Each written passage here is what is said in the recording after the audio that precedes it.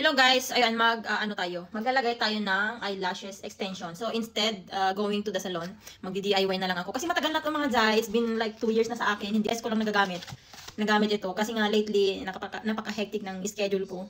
Laging busy, alam niyo naman. So lagi akong nagpapasalon. So ngayon dahil kailangan nating magtipid mga Zai, tayo na lang yung gagawa ng ating pilikmata. So ito galing pa tong salon. Ayan, so tatanggalin natin. Ito yung pangtanggal natin, Pro Gel Remover. Tapos ito yung pangdikit natin. Ito terno to sa Amazon. Nakuha ko to both sa Amazon. Ayan. Ano dito? Twister. Oh, ayan. Ito yung gamit natin. Set yan sila sa Amazon ko rin yan nabili. Tapos ito siya. Pag hindi siya nakalagay sa box. Ayan. So ayan tayo muna. Oh, grabe yung mukha ko mga Zai. Nagda-dry siya. Gawa nga nung kakapaaraw ko, diba? Papalit na naman yung aking balat. Para akong ahas. So syempre kailangan natin ng cotton. Tsaka ito. Towel na medyo basa. Warm. Saka dati may mga binili din akong mga ganito, yung nilidikit mo na lang. Kaso tumatagal lang siya ng mga 1 linggo, ganyan.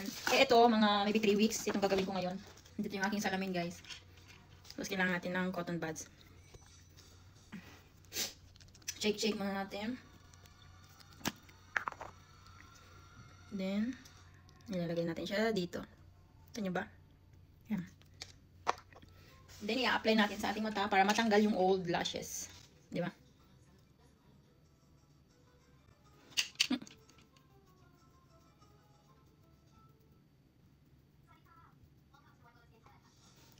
Let's wait for like maybe 3 to 5 minutes. 3 to 5 minutes tayong ganito. So ayan siya, mabilis siya matanggal guys. O diba guys, natanggal na siya. Ayan na siya. Ito yung ano, meron pa. Ito naman yung next na tanggalin natin. So bali hindi siya gaano kahaba, yung pinalagay ko last time, parang 11 lang, parang normal haba lang ng ano ko, pilik mata ko. Siguro yung natural pilik mata ko is nasa 9 charot. O diba, safe na safe yung ating natural lashes dahil dito. Hindi siya pilit natanggal. Ayan. So ito namang isa. So ayan, nalagyan na yung isa mga Zai. 3 to 5 minutes. So finally guys, ayan, na-remove na natin yung ating fake lashes. So ayun, maglalagay na tayo ng panibago. Charot. So ayan. Ito, may sizes, ano siya. So bali, ang gagamitin natin is dito sa may unahan. Paliit, palaki ng palaki. Ganon. Ayan, naghilamos muna ako para fresh yung ating mukha bago natin lagyan ng new lashes. Ito yung gagamitin natin. Ito yung gagamitin nating pandikit. Ultra Plus. Fast Dry No Stimulation. Yeah.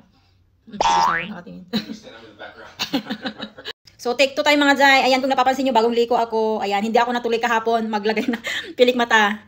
Kasi nga, hindi ko napansin guys na itong aking pandikit is ano pala siya, tumigas na siya. So hindi na siya pwedeng gamitin. So sabi ko sa aking Diyosawa, next time na lang, baka next week, ganun. Pero siya kagabi, inorderan niya ako agad-agad. Sabi niya, anong klaseng pandikit ba yan sa ano mo?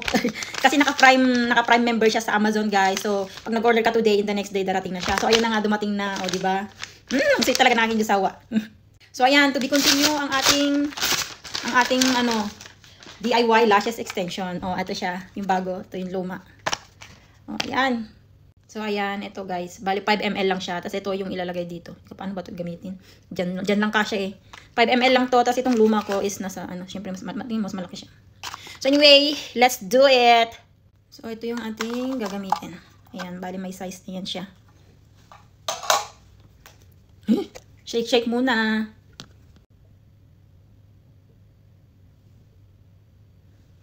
Ay, hindi siya. Diba? Malapit na mga Zai.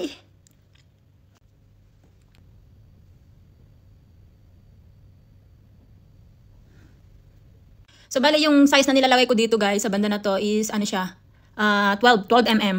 Tapos, mga 12 mm pa, and then dito, siguro mga 10, and then, ano na siya, 5. So, ayan guys, tapos na yung ating left eye. Diba? So, itong isa naman. So, ayan guys, finally, we are done. So, ayan dito, 12, 11, 10. Diba? Ayan. Para dumikit siya sa ating lashes. So happy. Diba, nakatipid tayo ng 150 dirham. Magkano din yun sa pesos? 150 times 16. Diba, ang laki din ang tinipid natin. Diba? Nakatipid na ako ng pambayad sa salon, nakatipid pa ako ng gas.